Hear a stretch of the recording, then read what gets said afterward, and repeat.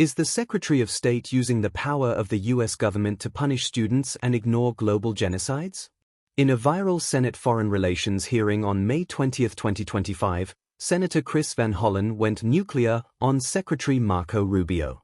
As famine takes hold in Sudan and Gaza, Van Hollen revealed a shocking truth: aid is rotting in warehouses while the State Department fast-tracks political allies. From the chainsaw taken to USAID to the snatching of students off campuses, we're breaking down the full script and the 2026 legal fallout that has redefined American diplomacy. Mr. Secretary, you and I served together in Congress for 15 years. We didn't always agree, but I believe we shared some common values: a belief in defending democracy and human rights abroad, and honoring the Constitution at home. That's why I voted to confirm you. I believed you would stand up for those principles. You haven't. You've done the opposite. And you used to speak with conviction about the importance of foreign aid as a tool to advance American values and interests. Then you stood by while Elon Musk took a chainsaw to USAID and other assistance programs. That has left a staggering toll: broken trust with countries, openings for China and other adversaries, and countless preventable deaths of children and others. Take Sudan, for example. The freezing of U.S. humanitarian assistance forced the closure of nearly 80% of the emergency food kitchens there. 2 million famine-affected people were left without access to food. People died because of those actions: mothers, fathers, and children. Tons of emergency food that could have saved their lives was left rotting in warehouses because you and Elon Musk refused to let USAID do its job. Sudan is a country where, by the administration's own determination, a genocide is unfolding in Darfur.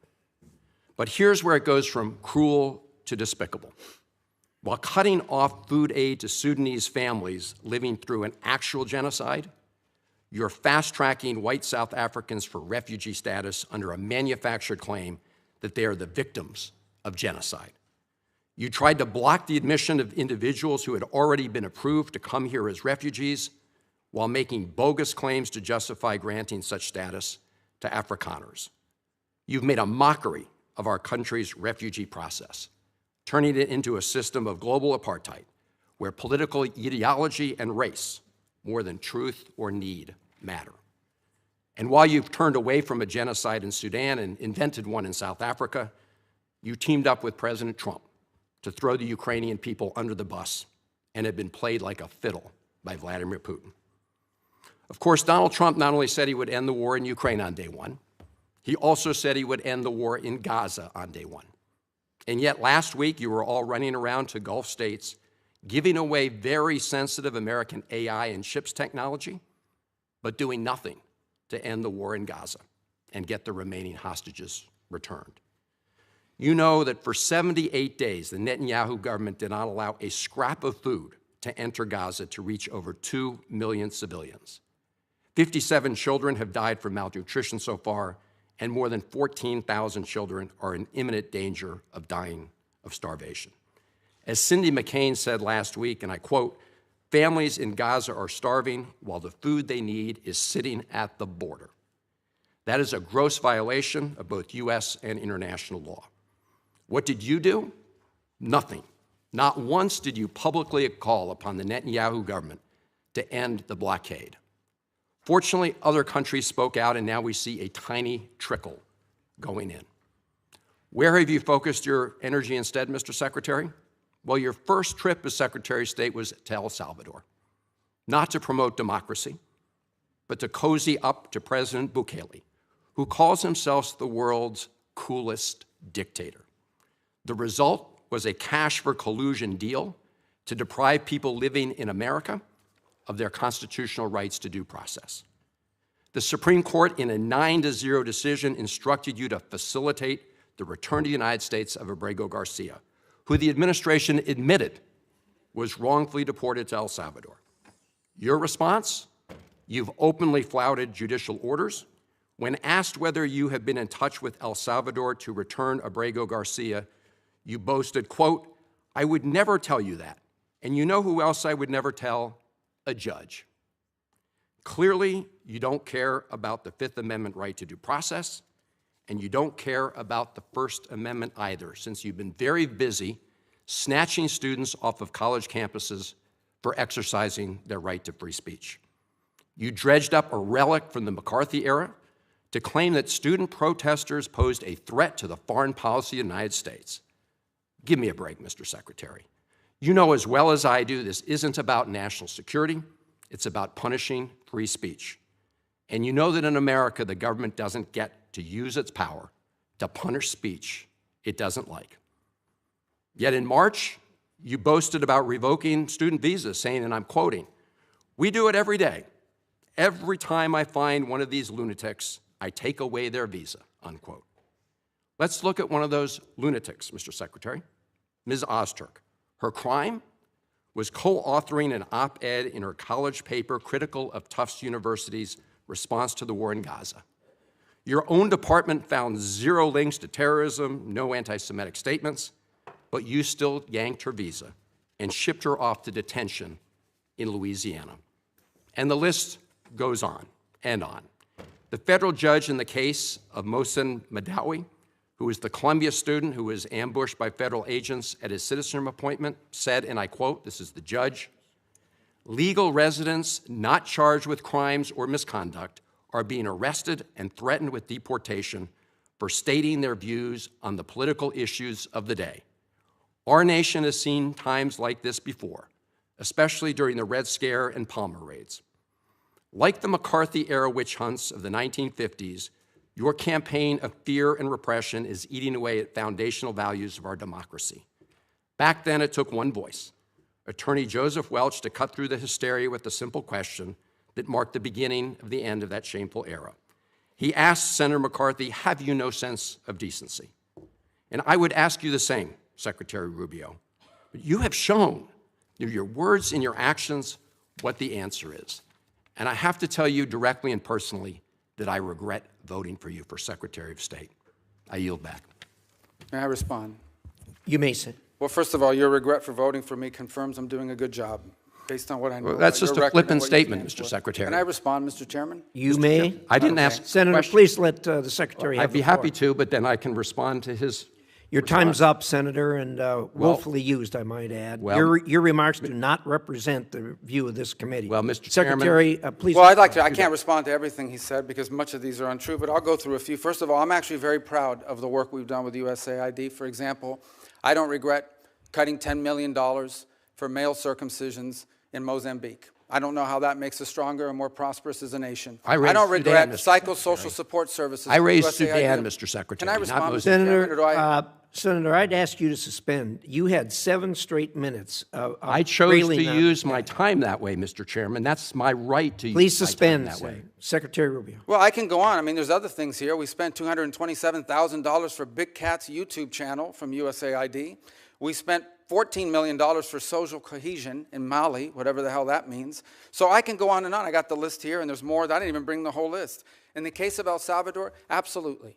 Absolutely. We deported gang members, including the one you had a margarita with. And that guy is a human trafficker, and that guy is a gangbanger, and the evidence is going to be clear. In the days to come, you're going to see who you went to defend. Senator, I'm sorry, please, Mr. Chairman. Secretary Rubio has the floor. Mr. Chairman, he can't make unsubstantiated Senator, comments like that. Secretary Rubio has the floor. You had Secretary your time. Rubio should take that testimony to the federal court in Senator, the United States because well, he hasn't done it under oath. Here's another point, okay?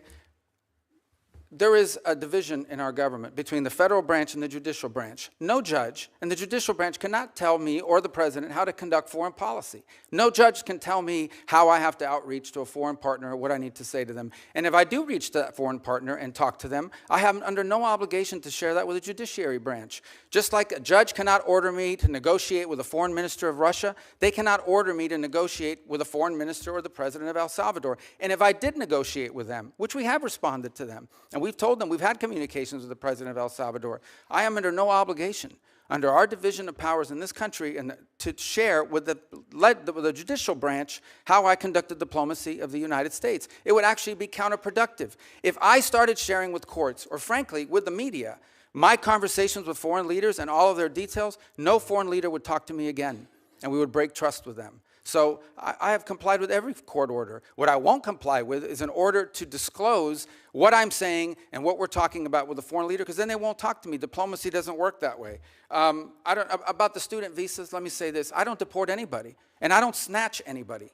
The State Department does not have officers in the street snatching everybody. What I do is revoke visas, and it's very simple. A visa is not a right. It is a privilege. People apply for student visas to come into the United States and study. And if you tell me that you're coming to the United States to lead campus crusades, to take over libraries and try to burn down buildings and acts of violence, we're not going to give you a visa. Is that what Ms. Ozturk did? We're not going to give you a visa. Is that what she did? Come on, Mr. Secretary. And every single one of these blowing cases, the smoke factors here are now. different. Senator, the bottom line is, if you're Senator, coming here to stir up trouble on our campuses, we will deny you a visa. And if you Does have the a First visa Amendment and we apply find you, to we'll people revoke living it. in the United States? And we're going to do more. There are more coming. We're going to continue to revoke the visas of people who are here as guests and are disrupting our higher education facilities. People are paying money. These kids pay money to go to school, and they have to walk through a bunch of lunatics to the who are tough here on student newspapers visas. disrupting the Simple foreign as policy of the United I States. want to do more. I hope we can That's find more of these people. pathetic, Mr. In fact, Secretary. the other day, some guys led a riot. I forgot what university it was, and I asked, please, can you find the arrest records of all the people that were arrested at that riot at that campus? Because if any of them have a visa, we're going to revoke it. I feel so much safer right, when you lock up people like Ms. Ozturk, Mr. Secretary. We've had enough time on the subject. Thank you very much. The Senate Foreign Relations Committee hearing on May 20, 2025, highlighted a terrifying gap in executive accountability. Senator Chris Van Hollen focused his interrogation on Secretary Marco Rubio, the man tasked with defending democracy and human rights abroad. The core of the conflict was the weaponization of diplomacy. Van Hollen pointed out that under the influence of Elon Musk, the administration took a chainsaw to USAID, causing the closure of 80% of emergency food kitchens in Sudan during an active genocide. Van Hollen's primary objective was to debunk Rubio's claim that these cuts were about efficiency, pointing out that tons of food were left rotting while 2 million famine-affected people were left to starve. The turning point of the hearing came when Van Hollen accused Rubio of creating a system of global apartheid. While cutting aid to Sudan and Gaza, Rubio was allegedly fast-tracking white South Africans for refugee status based on manufactured claims.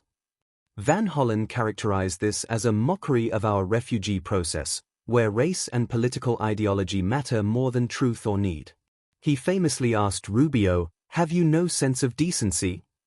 A direct callback to the attorney who brought down Joseph McCarthy in the 1950s.